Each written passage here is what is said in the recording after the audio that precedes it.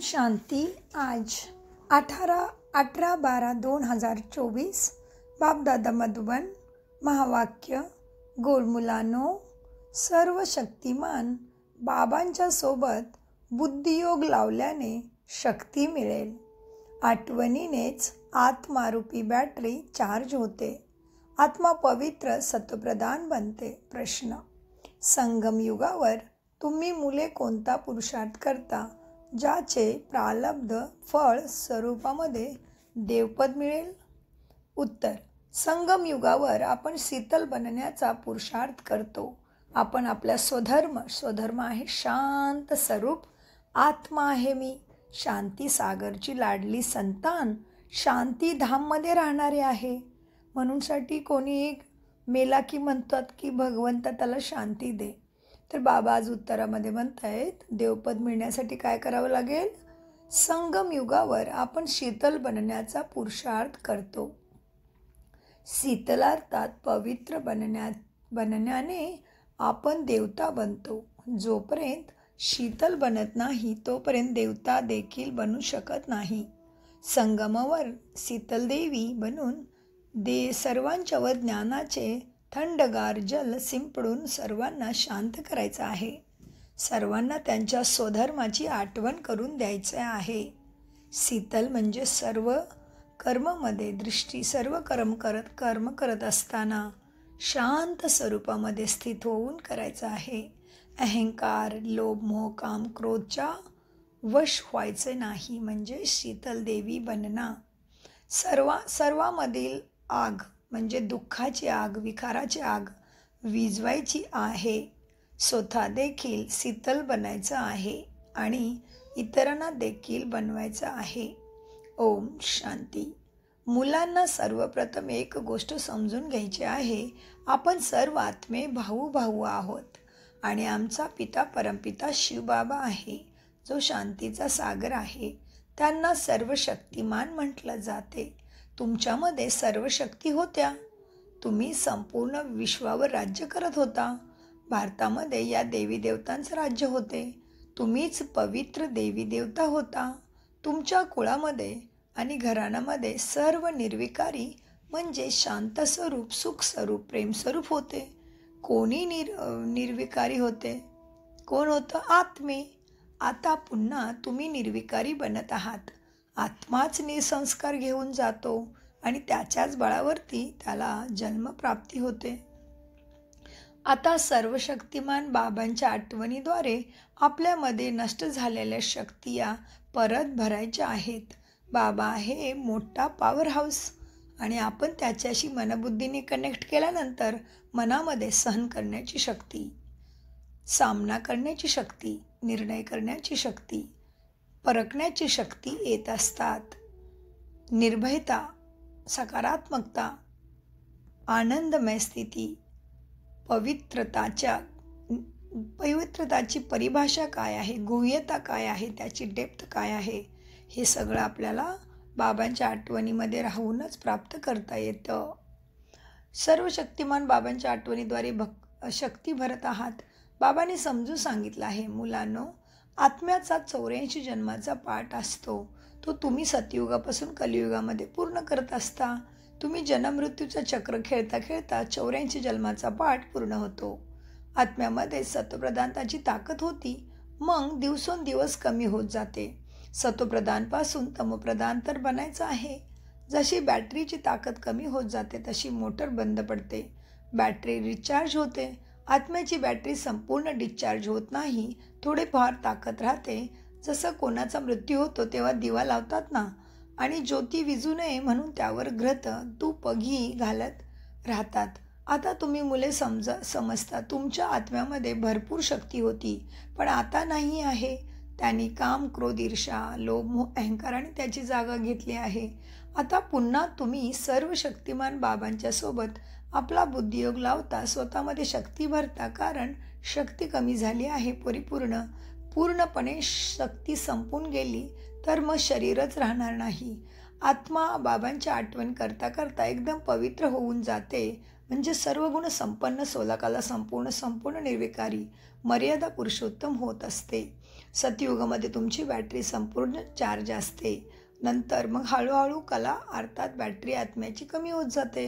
कलियुगाच्या शेवटी आत्म्याची ताकद अगदीच थोडीशी उरते. जणू ताकदीची दिवाळच निघते.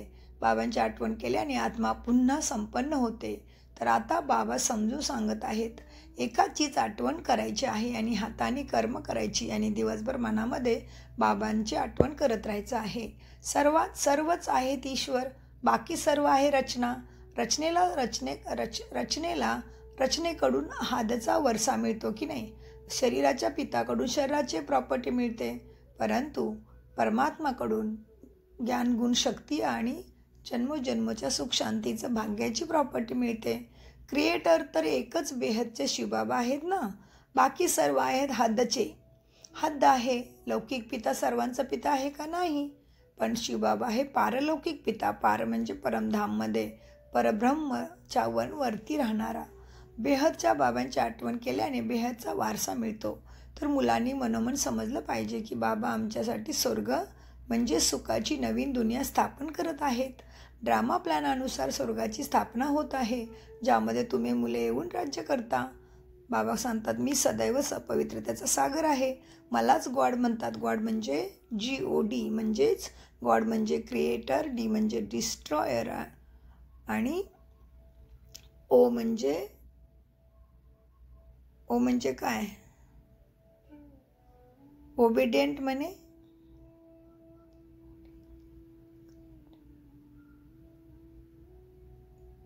ओबिडियंट आपल्या सगळ्यांच्या आज्ञाचं पालन करून आता शिक्षण देण्यासाठी आलेलं आहे. G म्हणजे जनरेटर, O म्हणजे ऑपरेटर आणि D म्हणजे डिस्ट्रॉय करणारा. कशाला डिस्ट्रॉय करतो? अत्याचारी, दुराचारी, पापाचारी संस्कार आत्म्यामधून नष्ट करतो. दुःख देणाऱ्या गोष्टींना तो परिवर्तन करतो आपल्याला सद्गतीचं ज्ञान देऊन. त्याला म्हणतात मुरली. आणि सद्गतीचा सहज मार्ग आहे. सहज म्हणजे अतिशय सोपा, डायरेक्ट भगवंताची शिक्षा प्राप्त करण्याचा मार्ग म्हणजे सहज राजयोगा मेडिटेशन. आज गोड खूप वर्षानंतर भेटलेल्या मुलांच्या प्रती मातपिता बापदादांची प्रेमपूर्वक आठवण आणि शुभप्रभात. आत्मिक पित्यांचा आत्मिक मुलांना नमस्ते. आम्ही आत्मिक मुलांचा आत्मिक पित्यांना नमस्ते. धारणेसाठी मुख्य सार. सूर्यवंशीमध्ये सर्वात पहिले येण्याकरिता निश्चय बुद्धी बनून फुल मार्क्स घ्यायचे आहेत. बाबांच्याकडून पक्का ब्राह्मण बनायचं आहे. बेहदचे नॉलेज लक्षात ठेवायचं आहे. फुल मार्क्स कशामध्ये घेणार? ज्ञान. कुठलं ज्ञान? सत्य ज्ञान, सहज राजयोगाचं ज्ञान, ईश्वरीय ज्ञान आणि धारणा, दैवी गुणांची धारणा आणि ज्ञान, योग, सत्य ज्ञान, भगवंताबरोबर बुद्धीचा योग म्हणजे कनेक्शन, आठवण, त्याची धारणा, दैवी गुणांची धारणा, ईश्वरीय ज्ञान आणि ईश्वरीय सेवा. ह्या 4 विषय ज्ञान, योग, धारणा, सेवेमध्ये फुल मार्क्स घ्यायचे आहेत. पक्का ब्राह्मण बनायचं आहे. बेहदचे नॉलेज लक्षात ठेवायचं आहे. 2. ज्ञानचितेवर बसून शीतल अर्थात पवित्र बनायचं आहे आणि योगाद्वारे काम विकारांची आग नष्ट करायची आहे. बुद्धियोग कायम एका बाबांच्या मध्येच गुंतवून राहावा. वरदान. ब्राह्मण जीवनामध्ये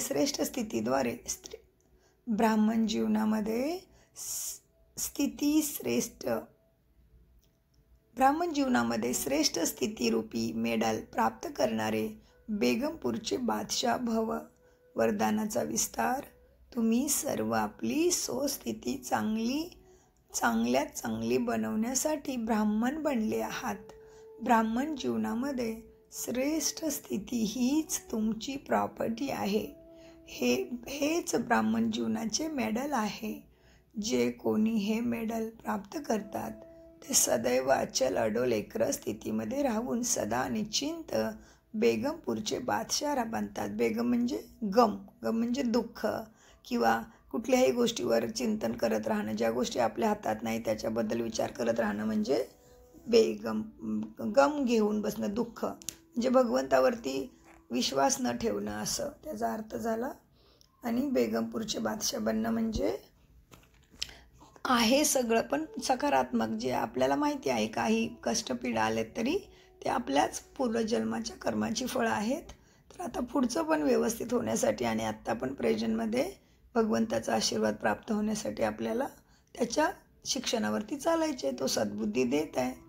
तर हे सगळं ब्राह्मण जीवनाची स्थिती म्हणजे परिस्थितीमध्ये आपण क्रोधी झालो, दुःखी झालो, कुठल्या भाव कुठला आहे मनामध्ये त्याच्यानुसार आपण रिॲक्ट करतो.